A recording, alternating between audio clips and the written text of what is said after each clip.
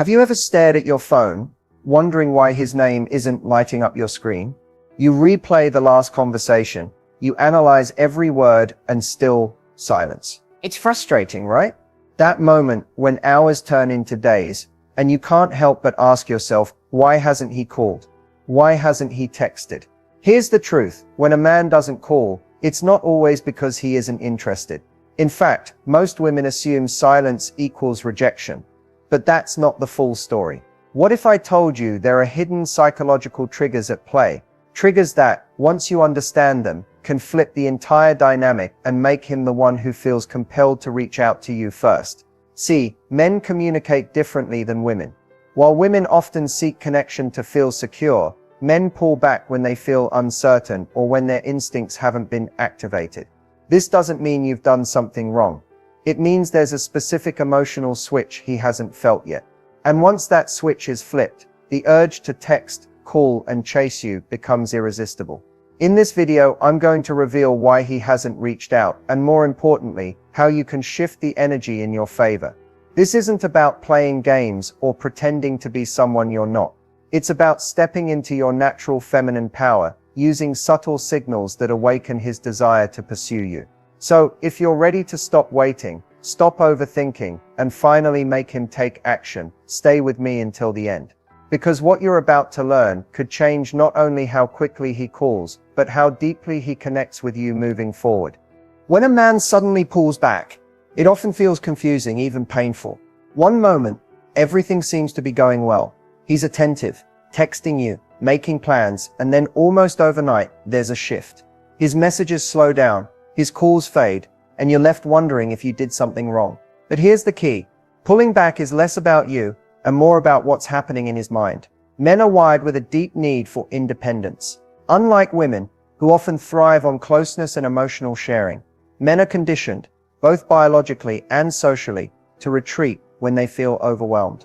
This isn't always a sign of rejection. It's a natural response to emotional pressure, even if that pressure is unintentional. Think of it like this. When intimacy starts to deepen, a man's subconscious will sometimes signal danger, not because you're unsafe, but because his instincts are telling him to protect his sense of autonomy. Pulling back can also be triggered by uncertainty.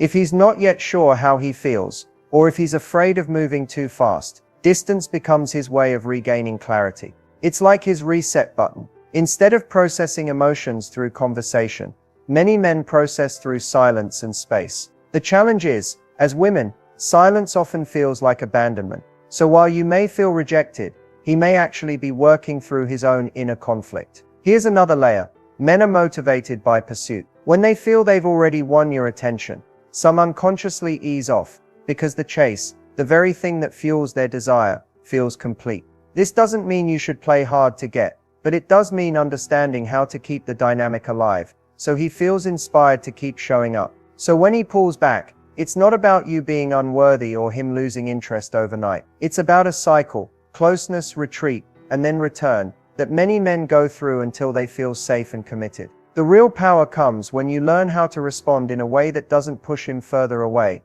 but instead draws him back with even more energy and certainty than before. If you've ever wished you could peek into a man's mind and figure out what makes him pick up his phone and type your name first, this is where things get exciting.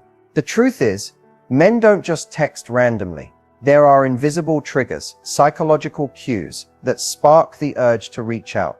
And when you know how to activate them, you no longer have to sit in silence waiting. He will feel drawn to you in a way that almost compels him to hit send. The first trigger is curiosity. Men are natural problem solvers, and when you present yourself as a little bit of a mystery, his brain wants to fill in the blanks. Instead of oversharing every detail of your day or being constantly available, leave space. For example, when you say something intriguing but not fully explained, like, "You won't believe what happened to me today," you plant a seed. That seed makes him want to know more, and suddenly the urge to text you back kicks in. The second trigger is emotional impact.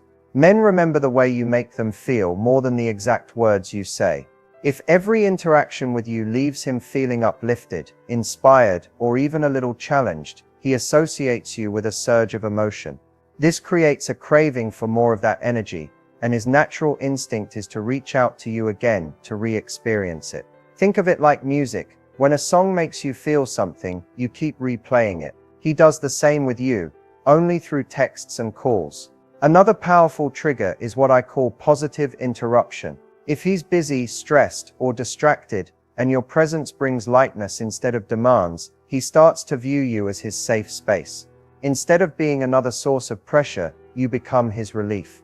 And men are wired to return to whatever feels good. When you master this, texting you becomes his go-to way of escaping negativity. There's also the trigger of absence. It may sound counterintuitive, but when you don't rush to fill every silence or chase after his attention, he feels the pull of your absence. This space creates anticipation. Men often don't realize how much they miss you until you're not instantly available, and that's when the desire to text grows stronger. Finally, there's the validation of pursuit. Men thrive when they feel like they're moving towards something valuable. If you subtly show appreciation when he takes initiative, without overdoing it, you reinforce his natural drive to chase. Every time he texts first, and you respond in a way that feels rewarding, you're training his subconscious to associate reaching out with a win.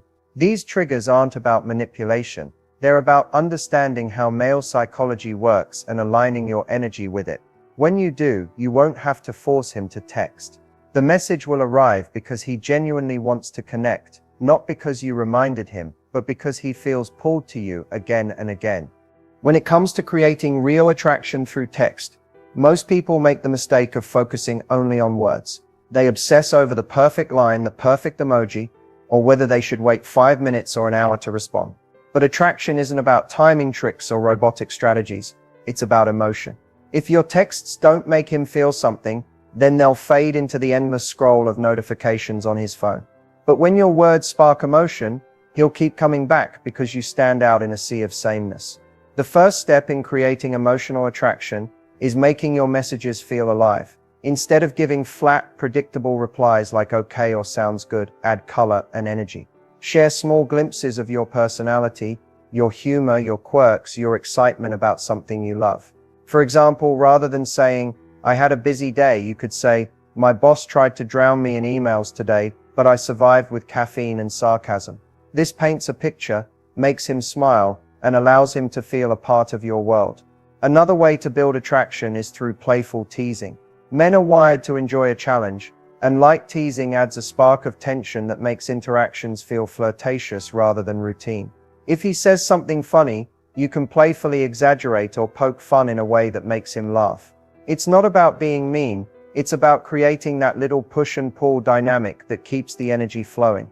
Emotional attraction also grows when he feels like you get him. When he shares something, instead of brushing past it, lean in and respond with empathy or excitement. If he tells you about a win at work, celebrate it with him in a way that feels genuine. If he's frustrated, acknowledge it in a way that shows you're listening. This makes him associate your presence with being understood, and that's one of the deepest emotional needs a man has in a relationship. Don't underestimate the power of anticipation either. You don't have to answer every question with full detail. Sometimes, leaving a little mystery creates emotional tension that draws him in. If he asks what you're doing and you say, I'll tell you later, but let's just say it involves trouble in the best way, his imagination will run wild. That anticipation builds desire. Finally, balance light-heartedness with moments of sincerity. Men may not always admit it, but they crave emotional depth too. A heartfelt text that shows appreciation like, I love how you always make me laugh, even on my worst days, can leave a lasting impression. The key is authenticity. When he feels that your words come from a place of truth, they land deeper. So remember, attraction over text isn't about memorizing lines. It's about sparking emotion, weaving playfulness with sincerity, and making him feel more alive every time he hears from you. Do that, and he won't just text you, he'll crave conversations with you. One of the biggest reasons women feel frustrated in dating is because they don't realize how certain habits, often unintentional, can quietly push a man away. The truth is, attraction can build quickly, but it can also fade just as fast when the wrong energy is introduced. If you've ever wondered why things seemed amazing at first, but then he suddenly lost interest, chances are one of these mistakes crept in without you even realizing it. The first common mistake is over-pursuing. When you're the one constantly reaching out, initiating every conversation, or always trying to keep the connection alive, you flip the natural dynamic.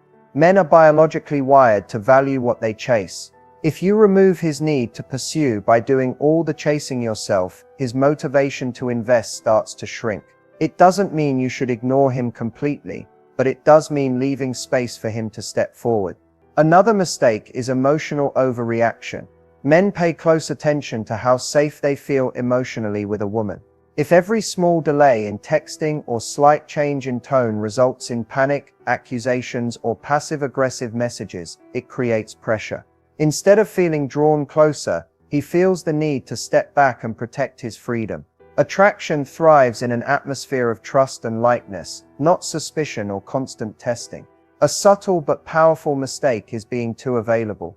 When you drop everything for him, cancel your own plans, or make him the center of your world before he's earned that place, it actually lowers your perceived value.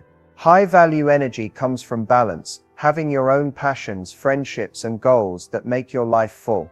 That fullness is what makes a man eager to be part of your world, rather than feeling like he's your only source of happiness. Another push-away behavior is over-explaining.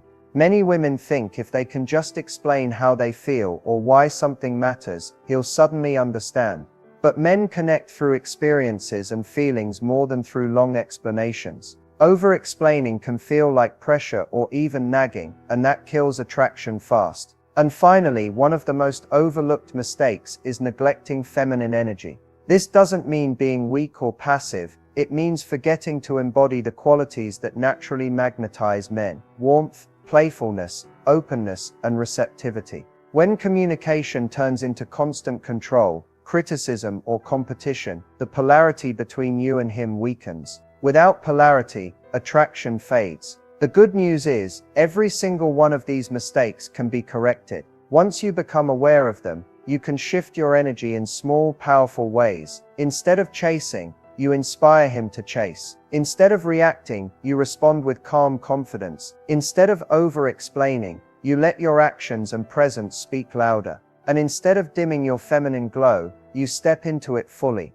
When you do, the connection doesn't just survive, it grows stronger, because he feels magnetically pulled toward you, not pushed away. One of the most powerful shifts you can make in your love life is flipping the dynamic so that he is the one chasing you. Too often, women fall into the trap of proving their worth, showing effort, and trying to hold a man's attention. But the truth is, lasting attraction isn't built when you do the chasing. It's built when he feels the natural, almost irresistible urge to move toward you. So how do you flip that desire in your favor? It all starts with energy. Men are highly responsive to the way a woman makes them feel about themselves. When a man feels like he's constantly being judged, controlled, or pressured, he instinctively retreats. But when he feels like he's winning with you, when his efforts are noticed, appreciated, and met with warmth, he's motivated to keep pursuing. Think of it like fueling a fire. Every time he takes a step forward, your response can either fan the flame or put it out. Appreciation is fuel. Pressure is water. Another way to flip his desire is through scarcity. Not in a manipulative way, but by genuinely living a full life that doesn't revolve around him. When a man senses that your world is already vibrant, that you're fulfilled and happy, whether he's present or not, it triggers his competitive drive. He wants to earn a place in your life. Scarcity creates value, and value inspires pursuit. Men also chase what feels like an adventure. If every conversation is routine or predictable, the spark fades. But if you keep interactions playful, light, and even a little unpredictable, you keep him leaning in, wondering what's next. Think of it as emotional variety. Sometimes you're sweet, sometimes you're teasing, sometimes you're thoughtful. This keeps him engaged on multiple levels. Flipping the chase is also about boundaries. A man respects what you respect in yourself. If you accept breadcrumbs, half-hearted effort, inconsistent behavior, he has no incentive to give more. But when you calmly hold standards and don't settle for less than consistency, he steps up. Boundaries aren't walls. They're invitations for him to rise to the level where real connection can thrive. And finally, it's about embodying the kind of energy he doesn't want to lose. A woman who knows her worth, who radiates confidence and joy, who doesn't need a man but chooses to let one in. That's magnetic. That's the kind of woman men chase, not because they're told to, but because deep down they feel, I don't want to let her slip away. So flipping his desire isn't about tricks or games, it's about alignment. It's about creating a space where his masculine drive to pursue naturally awakens, and your feminine energy invites and inspires it. When you master this, you'll never need to wonder if he's chasing. You'll simply notice that he is consistently because he wants to. There's one simple method that almost always works to get a man to call you back. And it doesn't involve chasing, begging, or sending multiple unanswered messages. I call it the callback method. And it's powerful because it speaks directly to how men are wired. Instead of trying to convince him to reach out, this method gently nudges his natural instincts so that the desire to reconnect feels like his idea. Here's how it works. When you leave a conversation, whether it's a text exchange, a phone call, or even seeing him in person, you want to end it on a note that creates unfinished curiosity and emotional warmth. Think of it like a movie that cuts off just before the final scene. Your mind can't help but want closure, right?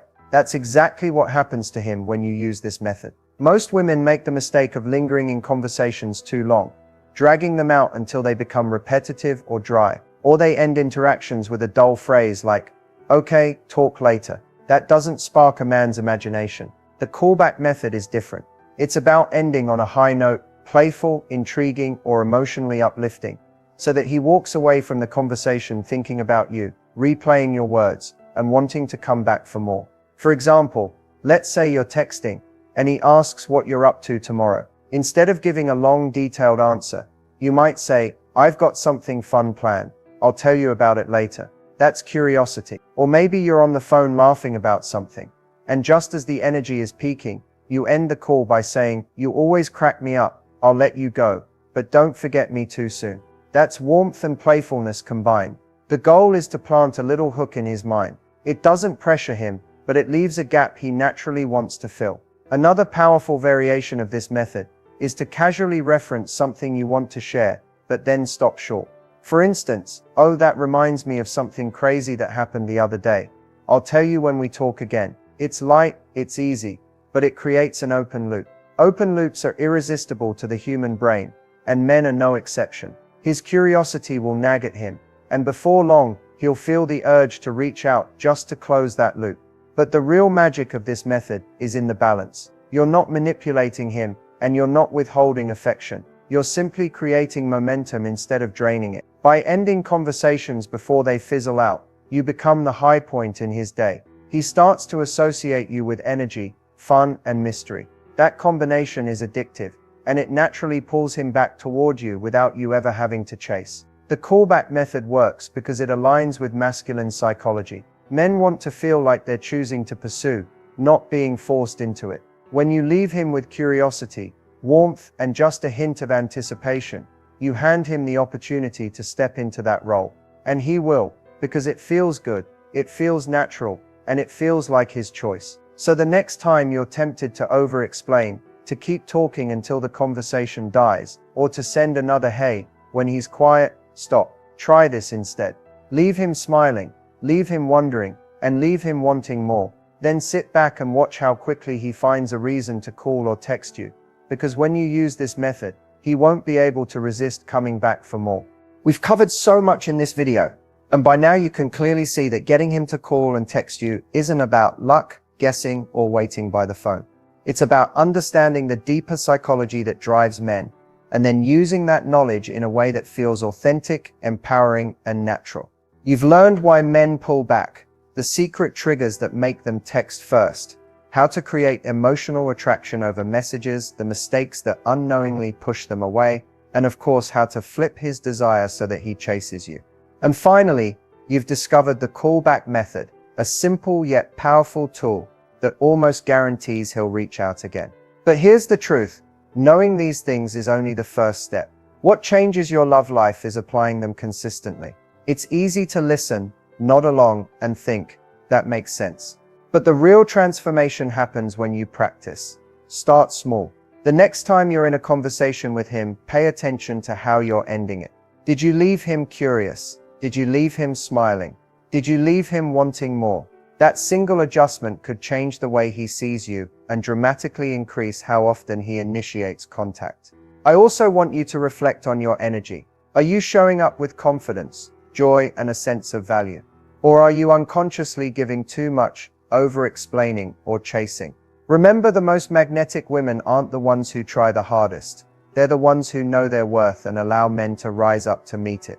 When you hold that energy, you don't just get texts and calls. You inspire commitment, effort, and long-term devotion. If you've made it this far, that already tells me you're serious about shifting your love life. And I want to encourage you, these strategies work when you use them with intention and integrity. They're not about manipulation or playing games. They're about aligning with your natural feminine power in a way that men can't resist. So here are your action steps. Rewatch the parts of this video that resonated most with you. Pick just one strategy to apply right away.